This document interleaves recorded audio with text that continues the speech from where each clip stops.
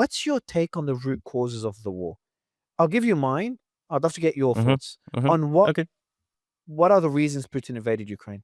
Mine is pretty clear. I look at obviously Putin's the main culprit. He crossed that red line. There's certain red lines should never be crossed, like invading a neighboring country. Um, and the second country I consider the more responsible is the US and NATO for their expansion eastwards. That's my argument. I think that's a bigger reason than Putin's ambitions to expand the Soviet Union. I'm sure um, he would like to have Ukraine under Russian under the Soviet Union, but if you look at statements he's made in the past and the Istanbul peace deal, um, it didn't seem like that was his ambition. Even the plan, how he planned the invasion was planned just a few days. He wasn't planning for a prolonged war. It seemed that his ambitions were to change the regime in Ukraine to ensure Ukraine does not join NATO. Would love to get your thoughts on it. Who do you blame for where we are today and why?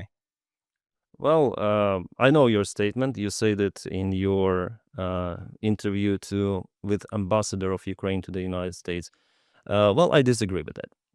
With NATO, I think basically NATO is not as it was in the Cold War. I think NATO, based on their reaction as we witness right now, it's something like United Nations, which is very weak.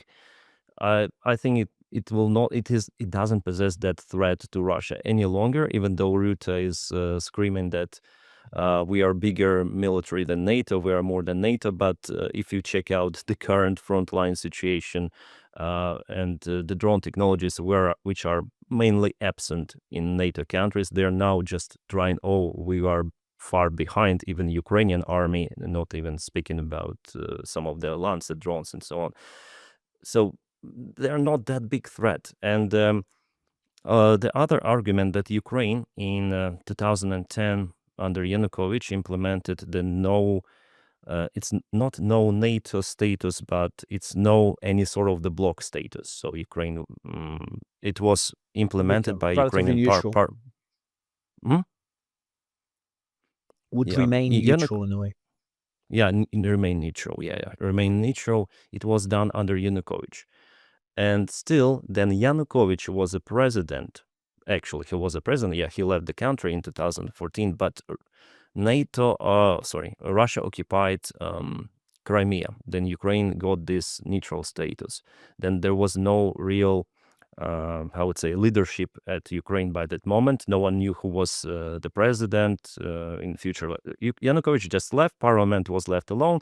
It was chaos, let's be honest. And Russia used that time to occupy Crimea. It was definitely occupations using green men without labels, Russian flags, but it was definitely the occupation, the act of aggression, even though there were minor fights with two of the life losses from Ukrainian side. There were life losses too. But still, there was negotiation after. We understand it, there was negotiation between Barack Obama administration and some sort of the chaotic elite of Ukraine to just give up Crimea without any sort of the fight. So actually, Russia started this war in 2014 from occupation of Ukraine. Then Ukraine physically had the status of the neutral country. So if we check out, and only after Poroshenko was elected later on in 2014, after the start of the war in Donbass, NATO put in constitution, Ukraine put in constitution the goal to join NATO, which I think it's useless after all, judging on the current scenario, because NATO is not that alliance that may protect someone. I think it's my personal attitude because those drones are flying every day. Airports are closed in Europe and they do not even shut down those drones. Russian fighter jets are flying in their airspace and they do nothing. Rutte says, let those planes fly because they do not possess the threat. We will shut down them just in occasional matter if they possess the threat. Like, what are you talking about? Like, what? And also, United States of America, do you really believe that they're gonna land their troops to Baltic countries if Russia started their aggression in Suwalki corridor? I don't think that it will be like that. Maybe some Europe. Yeah. On the other side, though, like we do have Uh-huh. regimes that were toppled by NATO, Libya, Uh-huh. and we Uh-huh. have wars essentially halted or advancements mhm, halted, like we saw in Yugoslavia. Obviously the war in Afghanistan. So we've seen that NATO is also capable, and I understand they're not. There's these drones that NATO has it's just been a bit embarrassing, their inability to shoot those drones in time or spot those drones in mhm, time. So they might show kind of lack of advancements in their drone defense technologies. But but it's still a concern. You still, NATO includes the US, the world's biggest military, and I think it's hard to mhm, argue that mhm, US is mhm. not the world's powerful military. And the argument I made to the ambassador in the interview you referenced, and I've made to others, is that if China, look what Trump is doing in Venezuela, because of one reason is Venezuela is very close to China. Yeah, yeah, yeah. Look what he's done in Panama because of the Panama Canal and Chinese influence there. Um, so imagine, and we saw what happened during the Cold War with the Cuban Missile Crisis. Like, imagine China has air defense systems, um, and long range missiles in Mexico, for example, or in Canada as part of that Mhm, alliance, or even in Venezuela. I don't think the US as a superpower would accept that. They've got their sphere of influence, the Monroe Doctrine. So wouldn't that argument still, without you agreeing with it, but just looking at it from the mhm. outside and without discounting, I don't want to discount, putting my opinion aside, Putin's ambitions when it comes to Ukraine. I think there's a lot of credence in the argument that Putin's ambitions extend to having more territory. He would like Ukraine to be part of Russia. I don't think it's enough to invade Ukraine and cause the destruction he's caused. Others disagree, and I think it's a fair disagreement. But don't you agree in the example I've given when it comes to China, Mexico? Won't you, or Russia, Mexico, having Russian missile defense systems in Mhm, Mexico? Um, wouldn't you agree that having American missiles in Ukraine mhm. on Russia's border being a threat to Russia, one that Russia would not like to see, and Ukraine was heading in that direction? Mm, Like, do you think there's well, any by the truth? mo I wouldn't say it's the only reason, but would you say you think it played some role, or you think it's 0? mm, at that particular moment, I think it was 0. At that particular So, moment. There you was think his no, ambitions were like, purely territory? I think even no one was speaking about deploying some sort of the nuclear missiles, interceptors, ICBM interceptors in Ukraine. I think that mainly Putin uses an excuse, NATO, to attack Ukraine. That's it. He uses it for his own people to justify it. The main reasons he proclaimed to attack Ukraine wasn't NATO. It was Hmm. demilitarization, denazification, Denazification, which, yeah, the is protection. that's I find that to be The silly.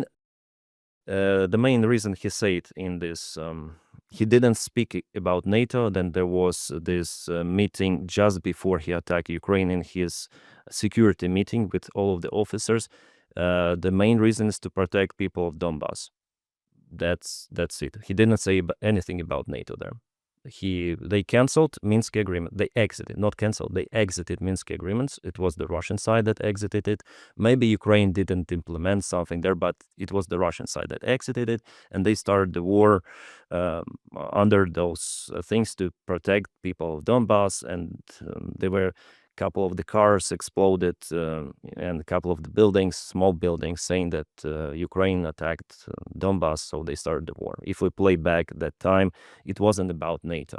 But in general, yes, Lavrov is saying about NATO. They say about NATO, but who took NATO, Ukraine? Like, all of the ambitions of Ukraine were just canceled to join. Ukraine was seeking to join NATO under some of the let's call them democratic administrations of Ukraine, like Yushchenko, and after it Poroshenko, after Yanukovych, let's call them, so some sort of the democratic administration. They were looking to protect Ukraine from Russian ambitions. That's it. So Ukraine cannot be a neutral country, really. It's impossible for Hmm. Ukraine to be a neutral country. Ukraine lives between Russia and Europe, and it should join some sort of the bloc. People of Ukraine, they don't want to go back to Russia during the Soviet times. So it was also the choice for those Yeah. And is Poland, like, for Baltic countries. Yeah. exactly, theoretically, and I think Mm, this is an mhm, argument I agree with. And by the way, like, mhm, my heart goes to Ukraine. Like, I was in Ukraine a few months mhm, before the wars on Odessa and Kharkiv. mhm. Thank you. And I've people that are very close to me in Ukraine, that were in Ukraine on the eastern side. So, I feel bad for what's happening in Ukraine, and I think that theoretically every sovereign country should have the right to join any alliance they want. But I think there's Uh, also realities in the world we live in the politicized world we live yeah, in, where Canada joining BRICS would probably lead to some repercussions from the US and from yeah, Trump. yeah, yeah, yeah. I Trump would not understand. be Yeah, happy. So this is why, like, and it's impossible for me to know the facts. Obviously, this is an assumption. I change my opinion all the time, but it's for me to it's a fair argument, um, not a justification, but a fair argument for the invasion. Um, I do want to ask I you see. one other question that I had. You mentioned something earlier about in terms of Putin's ambitions. So, Uh if huh. these are Putin's ambitions, and we were talking about the state of things on the Uh huh. front line, which is not looking too good for Ukraine, um, where do you see the war in 2 years? Looking at what by the end of Trump's administration, knowing Trump's ambitions in getting the Nobel Peace Prize and being able to reach a peace deal in the region, like he did in the Middle East, hopefully. Do you think that we could see a peace deal by the end of this administration? No, I don't think so. I don't think any sort of the American president has the liver to act on Putin. It's Russia started this war, Russia should end it, and there is nothing which can stop Putin. But At least you don't not think from the there's any not from